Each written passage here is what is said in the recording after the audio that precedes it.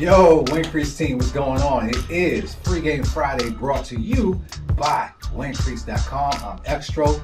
Let's go. Now, today's gem is one of my favorite tools out there. It is the Rule of 72.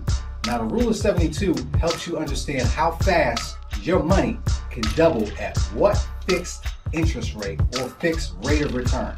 So, in this example, we're just going to say 10 just to make it easy.